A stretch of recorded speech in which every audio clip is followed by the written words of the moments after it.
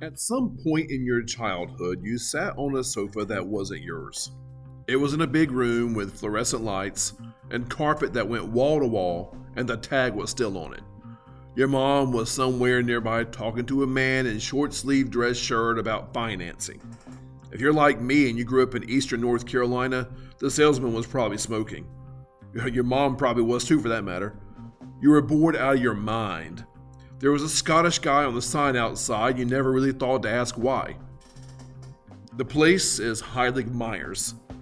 And if you grew up in North Carolina, you already know exactly what I'm talking about. Welcome to Joko Yo, podcast about Johnston County and the stories hiding in plain sight. Today we're talking about a furniture store, but we're also talking about downtown and credit and what it meant when the lights went out. And two men from Lithuania, who somehow ended up putting a kilted Scotsman on a sign in Goldsboro, North Carolina in 1913 and never really explained why. Here we go. William Heilig and J. Max Myers in Goldsboro in 1913 were brothers-in-law. They were Lithuanian immigrants. They were Jewish. Now, in 1913, they opened a furniture store on the streets of Goldsboro, which, if you think about it for more than 30 seconds, is one of the most unexpected sentences in the history of American retail. They didn't have much money. In the early days, they delivered furniture on foot, smaller items they had strapped to the back. Think about that the next time you're complaining about your Amazon delivery being a day late. But they had something more valuable than money. They had an idea, and the idea was this. What if people who couldn't afford furniture could still have furniture? Installment plans, buy now, pay later, a little every month. In 1913, Eastern North Carolina, when money was essential and money was seasonal and money was uncertain and often non-existent, man, that wasn't just a business model, that was a lifeline. And people responded. By the end of the Great Depression, a time when businesses were failing everywhere, Heilig and Myers had 5 stores. Goldsboro, Kinston, Wilson, Raleigh, and Rocky Mount. They had survived by doing exactly what got them started, cutting costs, extending credit, and trusting that working people would pay what they owed you if you just gave them the chance. And y'all, they were right. Now, about the logo. Nobody, and I mean nobody, seems to have written down why 2 men from Lithuania put a kilted Scottish Highlander on their sign in Goldsboro, North Carolina. I have no idea. There are theories. In the 20th century, the thrifty Scotsman was practically an advertising cliche. It was shorthand for we're careful with money, we're solid, we're not going to waste yours. Scottish imagery just read as trustworthy, dependable. Think Scotch tape, Scotch whiskey, Scottish rite. Or maybe Heilig-Meyers just like the way it looked. I don't know. Either way, for the next 90 years, the Scotsman stood watch over living rooms from Smithfield to Spruce Pine. And kids grew up seeing him on the sign and never once questioned it. A Scottish guy on a furniture store in North Carolina, founded by Lithuanians. There's also what Scotch, I don't know. That's America, man. That's also kind of the whole story.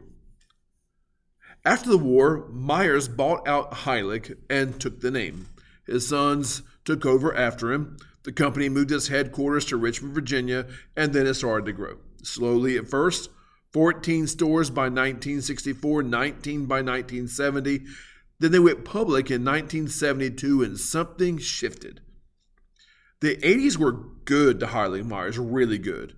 By 1986, they had 216 stores throughout the South and were the largest publicly owned home furnishings retailer in the country. They had figured out something that the big city retailers hadn't. Small towns had living rooms too. Their home model was built around places like Smithfield, Selma, Benson, places that weren't on anybody's radar. Places where a family needed a couch and didn't have $800 just sitting around, but could manage $30 a month.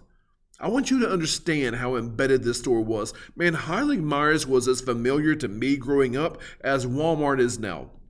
It was there, maybe even more so. It was just there. It was always just there. You didn't think about it any more than you thought about the water tower or the railroad tracks. It was part of the landscape, man. Part of what downtown meant. And it wasn't just familiarity, man. It was access.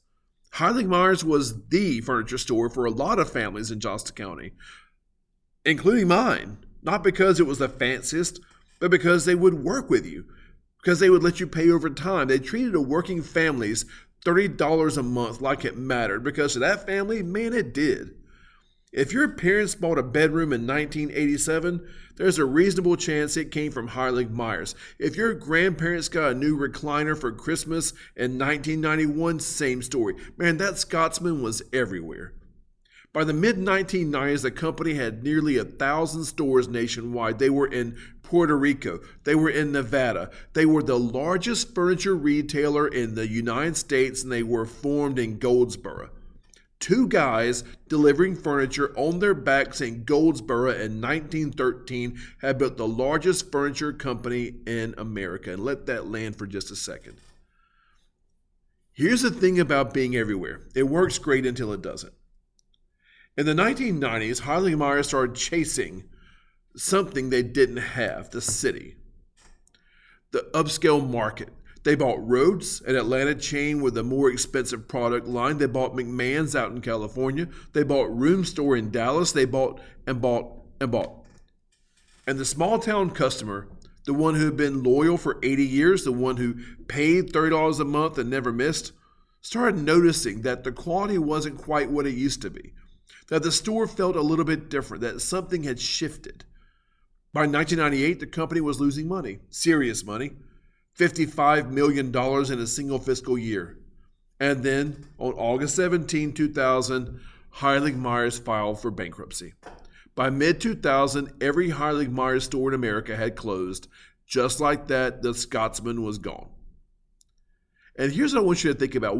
When Heilig-Meyers left downtown Benson or downtown Smithfield, or outside of Smithfield, or downtown Selma, what moved in?